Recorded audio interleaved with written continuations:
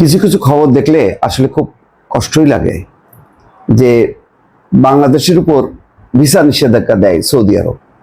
এই খবরটা দেখে কষ্টই লাগে। অথচ দেখেন আজকে সৌদি আরবের যে এই উন্নয়ন, সেই উন্নয়নের পেছনে কত বাংলাদেশি তার রক্ত ঘাম শ্রম আছে, কত বাংলাদেশি সেখানে মারা গেছে তাদের এই অবকাঠামো বিনির্মাণ বা অন্যান্য অর্থনৈতিক অ্যাক্টিভিটিস চালু রাখতে, যে তার কোনো ইয়াত্তা নেই।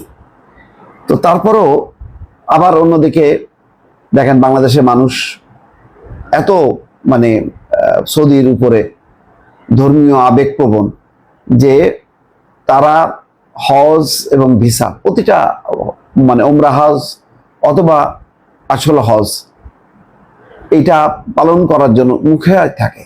জমি জমা বিক্রি করে শেষ বয়সে একবার হলেও তারা সৌদি আরবে যেতে চায়, হজ করতে যেতে চায় মক্কায়।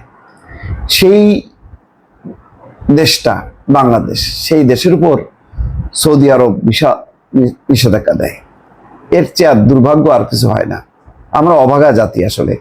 মানে আমরা যদি সেরকম একটা সমৃদ্ধ ধনী দেশ হইতাম তাহলে সৌদি আরব এরকম সাহস পাইতো না যে দুম করে ভিসা নিষেধাজ্ঞা দিল। ঠিক আছে, এটা শুধু বাংলাদেশ দেয়নি, পাকিস্তানও আছে, কিন্তু তারপরও কেন বা মানে মুসলিম দেশগুলোর উপর কিভাবে দেয়? একটা মুসলমান দেশ, তো ওরা যায় কেন? যায় হজ করতে যায়। আর কিছু মানুষ আছে কর্মসংস্থানের জন্য যাবেই, এটা তো সেই কর্মসংস্থানের যদি সুযোগ থাকে সেটা দিবে, নাহলে দিবে না, চলে আসবে। কিন্তু নিষেধাজ্ঞা দেয়া মানে কি? একটা দেশকে অপমান করা। তো এইভাবেই তারা করে চলছে অব্যাহতভাবে। এবার হজ মৌসুমে বাংলাদেশ, পাকিস্তান সহ কয়েকটি দেশের উপর সাময়িক ভিসা নিষেধাজ্ঞা আরোপ করেছে সৌদি আরব। উমরা, ব্যবসা ও পারিবারিক ভিসার ক্ষেত্রে এই নিষেধাজ্ঞা প্রযোজ্য হবে। এই ভিসা নিষেধাজ্ঞা জুনের মাঝামাঝি শেষ হওয়ার সম্ভাবনা আছে। খবর জিও নিউজের। এখানে বলা হচ্ছে, কূটনৈতিক সূত্রগুলো বলছে যে ওমরা ভিসাধারীরা 13ই এপ্রিল পর্যন্ত সৌদি আরবে প্রবেশ করতে পারবেন। ওমরা ভিসা যারা নিচে তারা 13ই এপ্রিল পর্যন্ত করতে পারবে। এই তালিকায় রয়েছে পাকিস্তান, ভারত, বাংলাদেশ, মিশর, Indonesia, Iraq, Nigeria, Jordan, Algeria, Sudan, Ethiopia, Tunisia এবং ইয়েমেন। মানে ভারতকে বাদ দিলে বাকি দেশগুলো দুর্বল এবং চালাই দিল আর কি তাদের উপর। প্রতিবাদ তো আর কেউ করবে না, এখন এটা তাদের অধিকার। সাময়িক নিষেধাজ্ঞা সত্ত্বেও আইন অমান্যকারীদের সৌদি আরবে পুনঃপ্রবেশ এবং অবস্থানে 5 বছরের নিষেধাজ্ঞা আরোপ করা হতে পারে যদি কেউ নিষেধাজ্ঞা অমান্য করে। সৌদি সরকার আনুষ্ঠানিকভাবে পাকিস্তানকে এই সিদ্ধান্তের কথা জানিয়েছে বলে কূটনৈতিক সূত্রগুলো নিশ্চিত করেছে। এছাড়া পাকিস্তানি ওমরা ভিসাধারীদের 29 এপ্রিলের মধ্যে দেশে ফিরে আসার পরামর্শ দেওয়া হয়েছে।